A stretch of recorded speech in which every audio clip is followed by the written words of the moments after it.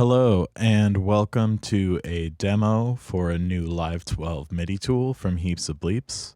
This tool is called Weird Swing, and basically, as the name suggests, it's a swing that can do weirder stuff than your normal swing. Instead of just swung 8th notes or 16th notes, you can swing polyrhythms or weird tuplets, also non-dyadic beat divisions based off of decimal points.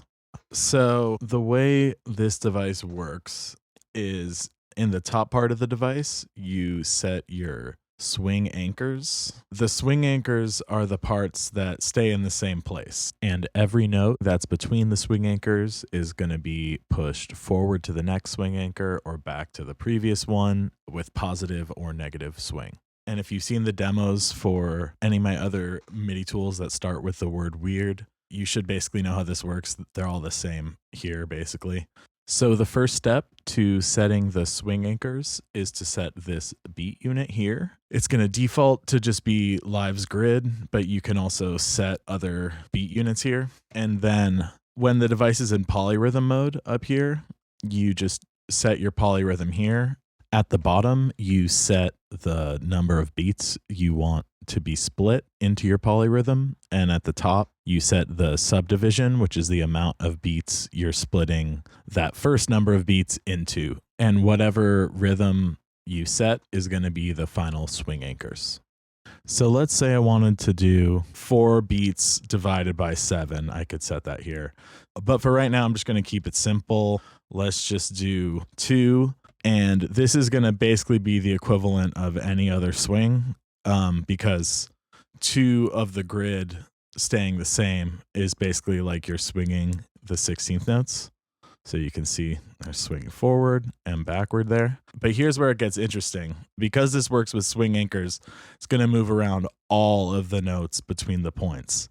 So if we set the number of beats to 4 here, basically every quarter note is going to stay the same, but all the notes between them are going to be shifted along here.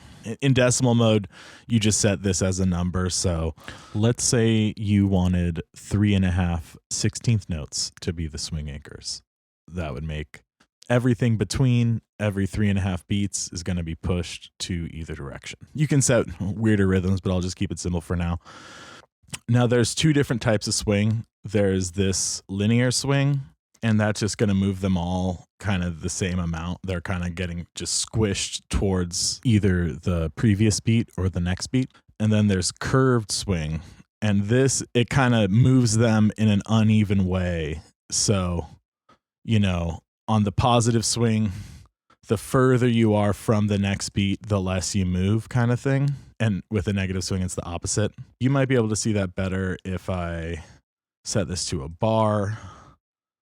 See, they're all swinging, or they're all moving different amounts kind of thing. You're basically putting an exponential or logarithmic curve on the notes. So yeah, that's just the basic overview. Now I'm going to show you something more musical. So I have this beat here.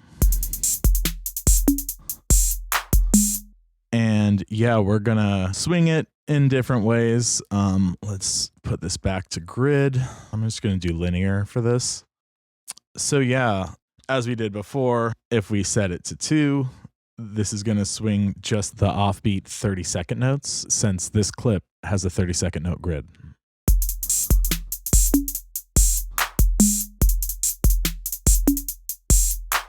So yeah, pretty simple.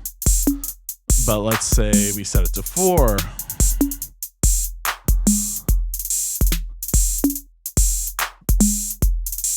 Yeah, that's a little more funky.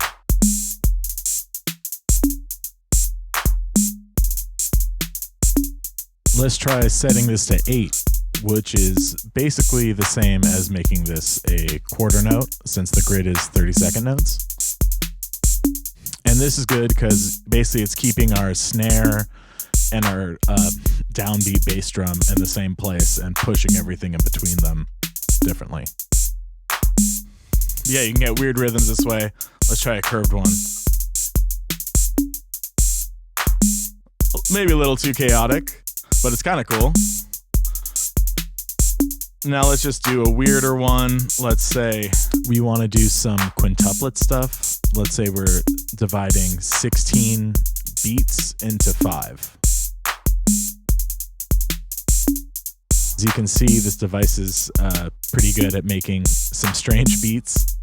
One thing I definitely like doing is just recording this MIDI into another track so I can record the notes as they shift.